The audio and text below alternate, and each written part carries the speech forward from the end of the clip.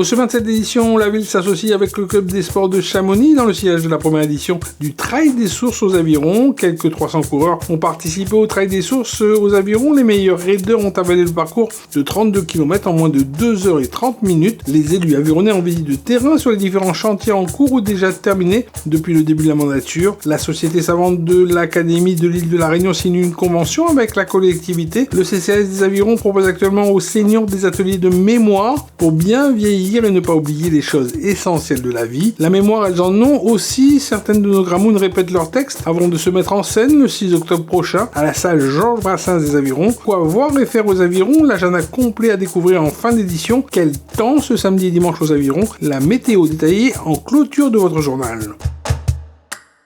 En début de week-end dernier, la ville a paraphé un document liant la commune des Avirons avec le club des sports de Chamonix. Au cœur du projet commun, l'expertise de professionnels qui ont notamment en charge l'organisation du marathon du Mont Blanc dans l'Hexagone. Une convention qui est au cœur aujourd'hui de l'événementiel sportif du Trail des Sources. Dès qu'on s'est rencontrés en 2022 avec monsieur le maire, le courant est tout de suite passé et on a senti effectivement des élus très engagés qui croyaient en leur village, enfin leur ville, excusez-moi, qui croyaient en leur événement et qui avaient envie de développer leur ville autour d'un événement sportif. Et ça, c'est quelque chose qui nous a parlé. Et puis, une fois que le courant passe, après, ça aide beaucoup. Et quand Luciano m'a parlé qu'il avait changé de commune et qu'il voulait faire un trail, on a tout de suite dit, on va venir t'aider, on va venir apporter un petit peu notre expertise et puis surtout, vous éviter de faire les erreurs qu'on a pu faire nous par le passé. La première édition du Trail des Sources s'est tenue le dimanche 24 septembre 2023 aux Avirons. Les 300 participants ont parcouru les 32 km du parcours qui représentait un dénivelé de 1800 mètres pour les meilleurs en moins de 2h30. Au classement général, ce sont René-Paul Vitry, Joëlie Lorette et Freddy Payette qui ont trusté les 3 premières places. Du côté des femmes, Isabelle Lamy, Claire Jacquet et Julie Avril composent le tiercé gagnant de la catégorie. Et pour l'info, le premier avironnais de la course, Thomas Le Stoum, finit dans le top 10 et la première avironnaise Delphine Simoneau se classe 49e. Il y a beaucoup d'émotions et un travail en amont, effectivement, c'est 4 mois de préparation. Là, on est à peine 15 minutes de la course. Mais moi, je serai soulagé lorsque le dernier coureur va arriver. On s'est levé tôt ce matin, comme tous les coureurs, et quand on a vu dans la ville d'Aviron ces coureurs marcher alors que le soleil se levait, c'est très rare. Et on savait que le moment va être fort et que ça va être une réussite. Vous savez, notre maire a un dicton. Lui, il a toujours dit « avançons ». Et donc on met sa politique sportive en place, on avance et les Avirons sera en l'air encore pas mal d'années, j'espère. C'est une première et on est en train d'écrire une page de l'histoire du sport aux Avirons. Mais au-delà des Avirons, ce sera une page de sport ici à La Réunion. Il ne faut pas oublier que ce trail est parrainé par le trail du Mont Blanc, un des trails les plus mythiques au monde. Donc on est en train de prendre une dimension non seulement nationale, mais aussi internationale. Je pense que dans l'avenir, le trail des sources, ce sera un trail qui va compter dans l'histoire de La Réunion. La course, c'est le sport, mais c'est aussi la fête. C'est le moment de se retrouver donc dans la joie, dans un dynamisme sportif. Donc c'est quelque chose qui fait vibrer la ville. C'est quelque chose donc qui met vraiment de la vie. J'ai toujours dit que cette mandature, donc c'est une dynamique de vie aux Avirons qu'on doit amener. On a eu la période de Covid qui nous a un peu gelés et aujourd'hui les énergies se libèrent. Le sport est là, la musique est là et donc tout le monde est content. Les coureurs vont dépenser beaucoup de leur énergie, et bien de temps en temps il faut restituer cette énergie en eux. On leur apporte des fruits, on leur apporte des jus, des collations pour qu'ils gardent jusqu'au bout la dynamisme, parce qu'une fois quand ils seront ici, ils auront encore toute la traversée des Avirons jusqu'au Tevlav et du Tevlav dans la forêt et ensuite redescendre vers les Avirons. Vous imaginez un peu le besoin en énergie, donc c'est tout à fait normal qu'on ait ces points de ravitaillement.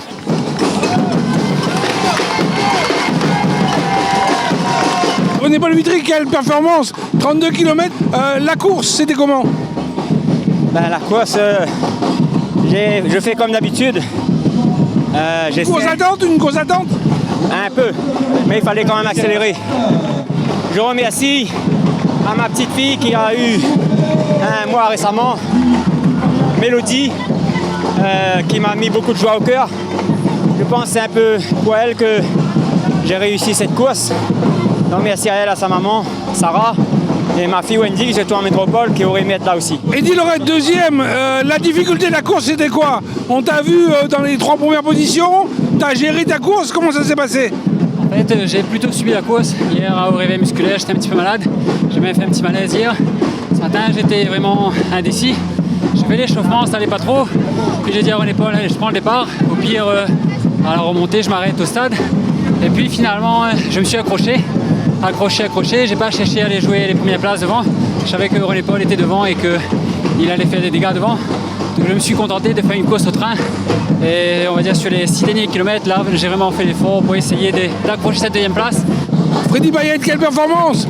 T'as mené la course quasiment de bout en bout. C'est une course difficile. Qu'est-ce qui s'est passé dans cette course-là? En fait, je connais hier l'expérience, j'ai joué. Donc, du coup, j'ai essayé de jouer ma carte depuis le début, prendre un petit peu d'avance, parce que je connais en montant, les gars, les bons. Et du coup, arrivé en haut, comme dire, l'expérience, je joue, René Paul, il revient, et moi, je commence à avoir les jambes qui serrent. Donc, je préféré relâcher pour bien descendre, pour bien finir. Voilà le résultat. Après, je suis content par rapport. Je n'aurais pas pensé arriver à cette position-là, même si elle était dure. Nous vient chercher ça, même s'il est dur, nous aime ça.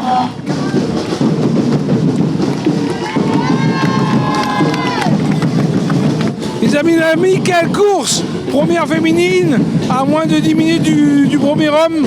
C'est quoi la difficulté de ce parcours? Les racines tout en haut. C'est plus difficile. Plus difficile? Oui. Comment vous avez géré votre course? Je fonce, j'écoute mon corps. Si je suis trop fatigué, je ralentis.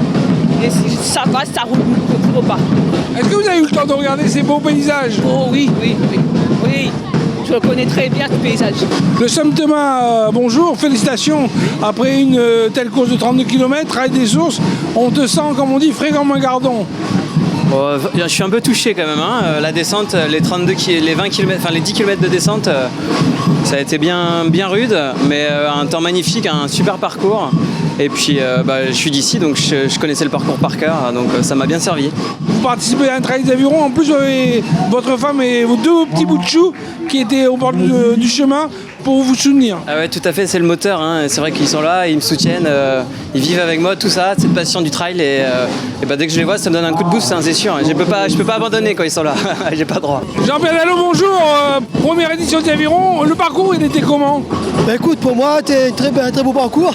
Bon, exigeant quand même, hein, il faut m'entraîner un petit peu quand même. Mais sinon, dans l'ensemble, super. Le parcours génial, l'organisation top. Les Avirons ont fait du bon boulot, hein, franchement magnifique.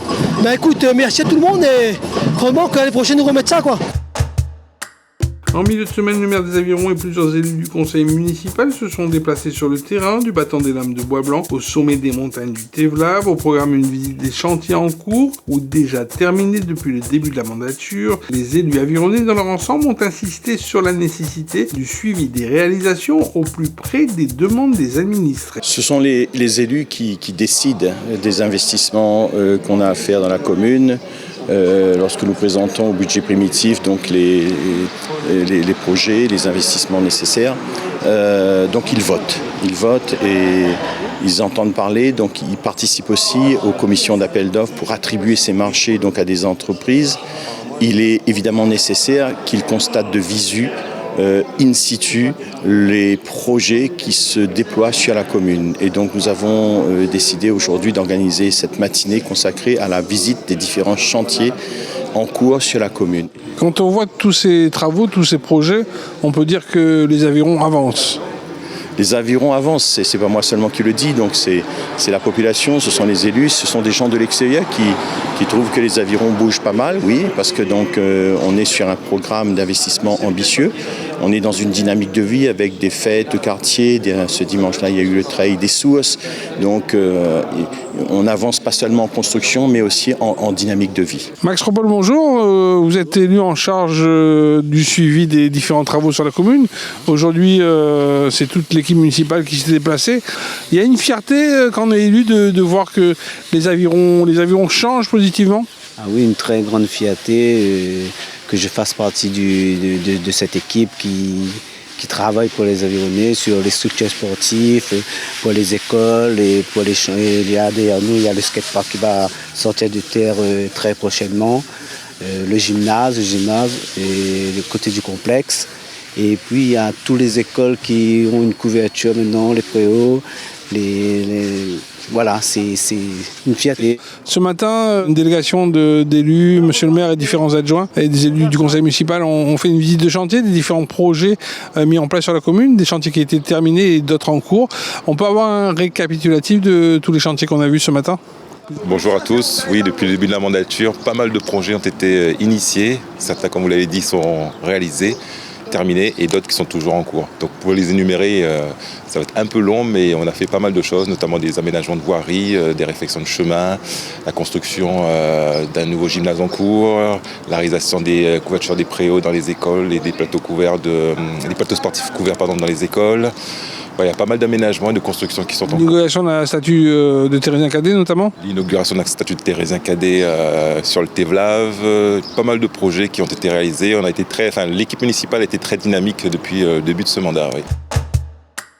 Depuis la mi-septembre, un avis public a été lancé dans le cadre de la concertation préalable à la déclaration de projets importants mis en compatibilité du PLU pour la création d'un nouveau collège. Le dossier complet peut être consulté sur le site internet de la ville. Le public pourra émettre ses observations au service urbanisme de la collectivité ou sur urbanisme@mairie-aviron.re. Tu as des suggestions à faire sur le nouveau collège des Avirons ? N'hésite pas et donne ton avis de citoyen. La ville des Avirons s'est aussi associée par le biais d'une convention avec l'Académie de l'île de la Réunion, société savante qui a vu le jour en mai 1913, sous la houlette du gouverneur Hubert Garbit. Les célèbres avironnais, le botaniste Thérésien Cadet et le premier secrétaire de mairie des Avirons, Charles-Émile Christ, ont notamment siégé sur les bancs de l'institution. Une convention signée entre les deux parties pour sensibiliser le grand public à la culture réunionnaise et au patrimoine de notre île. Cette convention va aussi déboucher prochainement sur l'organisation de conférences thématiques. Ce qui est important pour nous aujourd'hui d'accueillir l'Académie, c'est de pouvoir compter aussi sur cette société savante et ces éminences grises qui en font partie pour nous aider à connaître aussi notre histoire. Donc il y a un travail qu'effectivement j'ai pu faire jusqu'à présent, mais on est au tout début de la connaissance de l'histoire des Avirons. On peut citer Charles-Émile Christ, qui est notre premier secrétaire général de mairie, je dirais de 1894 jusqu'au de 1920. Ensuite, il a quitté les Avirons pour être le directeur du jardin botanique de Saint-Denis. Il était aussi membre de la Chambre d'agriculture. Donc, c'est un illustre personnage. Il était aussi photographe, puisqu'on retrouve sur les vieilles photos des Avirons, écrit derrière Charles-Émile Christ. Je pense aussi à d'autres personnes comme Paul Hermann, qui est une figure connue aux Avirons, puisqu'il y a un chemin qui porte son nom, il vivait là-haut, et qui faisait partie de l'Académie. C'est la première fois que l'Académie se décentralise en quelque sorte et vient au cœur de la Réunion, à mi-chemin entre Saint-Pierre et Saint-Denis. L'Académie, qui a longtemps été cantonnée, entre guillemets, dans le carré d'or de Saint-Denis, était sans domicile fixe depuis les années entre deux guerres, disons. Longtemps, elle se réunissait dans l'ancienne chapelle de l'hôpital militaire rue de la Victoire. Ces bâtiments ont été repris par la préfecture, etc.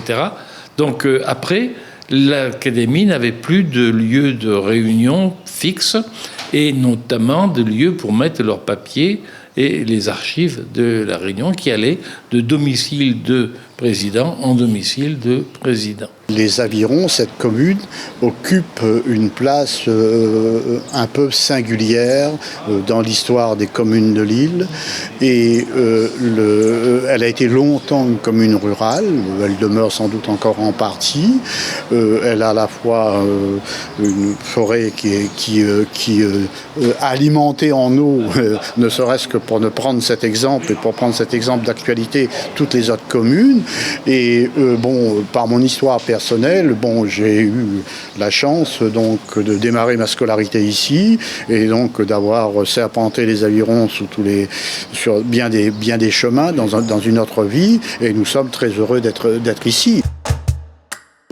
Le CCAS des Avirons organise actuellement une série d'ateliers à destination des personnes de la 3e jeunesse de la commune. Des animatrices accompagnées d'une formatrice agréée par les services de la Caisse générale de sécurité sociale de La Réunion sont ainsi chargées de veiller à la bonne mémoire de nos gramounes sous la forme de nouveaux outils de maintien de la mémoire. Les gramounes des Avirons sont sûrs de rester autonomes et de ne rien oublier dans leur vie de tous les jours. Je suis à l'origine de la formation de tous les animateurs de l'outil PEPS-Eureka sur tout le territoire de La Réunion. Donc j'interviens pour les caisses de retraite. Donc c'est le groupement d'intérêt vieillissement actif. L'outil PEPS-Eureka, ça veut dire quoi exactement ? C'est lié à la promotion de la stimulation cognitive chez les seniors en fait. Donc cet outil nous permet de donner aux seniors des stratégies de mémorisation à utiliser concrètement dans le quotidien pour améliorer leur santé, le bien-vivre et leur mieux-être en général. Voilà, et leur donner le maximum d'outils pour avancer sereinement dans la vie, dans l'avancée en âge. C'est le côté pratique qu'on recherche ? Alors, il y a le côté pratique, effectivement, concrètement, comment appliquer ces stratégies, mais aussi, voilà, qu'est-ce qu'on utilise concrètement dans sa mémoire, qu'est-ce qu'on stimule dans sa mémoire, quelles stratégies on met en place, comment je procède moi, quelle technique je mets en place pour essayer d'atteindre mon objectif au quotidien. Et cette technique peut être différente d'un individu à un autre, d'un fonctionnement à un autre, évidemment, en fonction de ses capacités. Mais voilà, l'objectif, c'est vraiment l'autonomie de la personne au quotidien. Pour elles aussi, la mémoire est importante sur scène et elles y travaillent, répètent ainsi leurs textes et répliques pour être fin prête le vendredi 6 octobre 2023 pour la pièce de théâtre intitulée Mimini fait pitié, des longues heures à essayer de rentrer parfaitement dans la peau de leur personnage et se transformer ainsi en véritable actrice pour ce spectacle vivant qui se jouera dans un peu plus d'une semaine à la salle Georges Brassens des Avirons. Et là, du coup, ce qui est bien comparé à l'année dernière, on voit que le nombre de seniors qui touchent au théâtre sont de plus en plus nombreux. Donc dans la pièce Mimini fait pitié, donc ils sont à 12 participants. Donc là, ils ont commencé les répétitions il y a environ 3 mois de cela. Donc là, comme vous voyez derrière, là c'est le stress, il ne reste qu'une seule semaine. Donc on est là derrière eux pour pouvoir les encourager et tout ça. Et puis essayer d'amener au maximum les contrariétés, des émotions, on va dire. On peut voir l'histoire de Mimini fait pitié, peut-être tout est dans le titre. C'est le voisinage qui a décidé que Mimine faisait pitié en vrai, parce que Mimine, elle se sent bien dans sa tête, dans son corps et tout. Et à cause d'Allah dit la fée, donc à La Réunion on connaît bien ça, donc à cause d'Allah dit la fée, tous les voisinages se sont rassemblés et ont décidé d'aider Mimine, qui apparemment à leurs yeux fait pitié. C'est un spectacle qui sera gratuit, qui aura lieu dans la salle Georges Brassens du coup à 16h. Et la grande fierté qu'on a, c'est que là, la plus âgée avec nous, elle a 85 ans. Donc voilà, très grande fierté de l'encadrer. Il est de sortie à présent jusqu'au 29 octobre 2023. L'exposition itinérante du photographe Jean-Luc Allègre est toujours en libre accès sur la place devant la mairie centrale des Avirons. Un regard puissant sur la biodiversité de notre belle planète et qui engendre émerveillement et questionnement. Le spectacle tout public Robabouk en l'air sera en représentation à la salle Georges Brassens des Avirons ce vendredi 29 septembre 2023 à partir de 18h. Des continents créoles réunionnais, un univers visuel et sonore de qualité qui vont faire voyager nos marmailles et les plus grands d'entre nous qui ont conservé leur âme d'enfant.